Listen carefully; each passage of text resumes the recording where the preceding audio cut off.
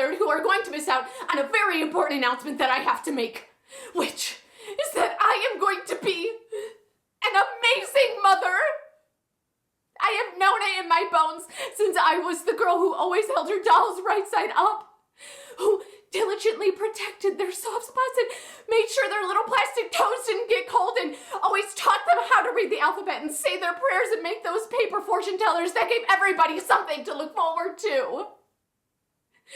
I once believed that this was all inevitable, preordained biological destiny, and in this way I underestimated myself, and worse, I underestimated God.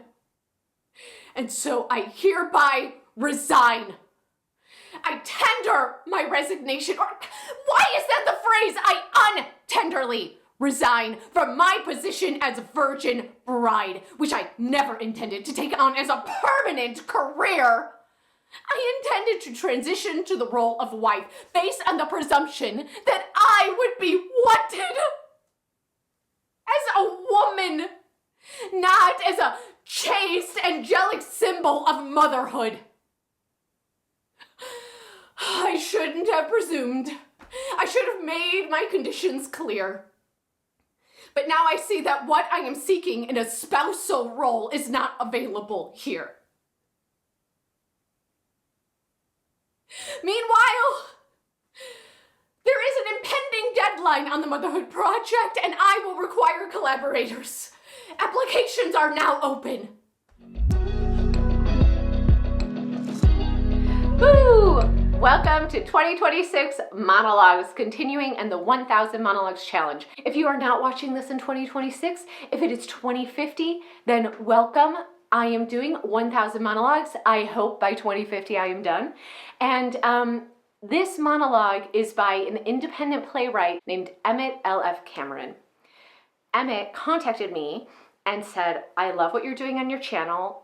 Are you willing to read some of my work and perhaps feature some of it? And I was like, of course, I love doing that. That's one of my favorite things to do on this channel, is to find new work, new playwrights, and highlight their voices.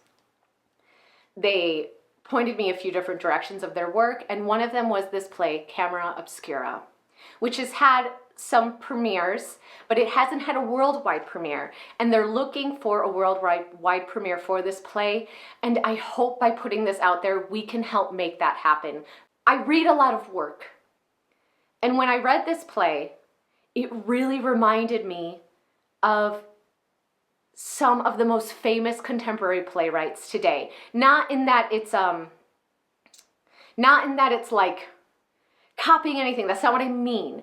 I mean in like the style of how much is unsaid but said, and right there under the surface, how it is so plain spoken but says so much. There's so much life in every single scene. It's just beautifully done. This character, Beata, is at their end. But basically, Beata's husband is Nate, and Nate is closeted. Nate has enfolded Davy back into his life. Davy used to be Nate's fiance when they had met through like a conversion program that their parents made them go through in their church. And I hope it goes without saying that these conversion programs are awful, they are hurtful, they are terrible, and my heart goes out to you if you ever went through one. And if you have come upon this and you think they're okay, I hope you do some research and deeply reconsider that position, because they are just harmful. Now it's like 10 years have gone by. Nate didn't tell Beata that Davy used to be their fiance. Nate just said was an old pal from school. So Beata starts learning the real details of Nate's past at her 1-year anniversary. So in this moment, I'm throwing a party because there's a solar eclipse for the anniversary and the solar eclipse, which is such a beautiful literary device. I don't have time to get into it, but so beautiful, so many beautiful moments on stage. It's like when the stars come down, it's like so good. basically everything that Beata thought was real in my life has fallen apart. And Beata is like, first of all, I'm pregnant and we're having a child, and like, what am I going to do with that? I'm not going to be in a marriage where you married me as some sort of symbol, and I'm sorry that you went through all of that, but this is not the way. Part of what I love about this play is that there is no clear protagonist or antagonist. No one is truly all good or truly bad, which a lot of modern plays are written like this.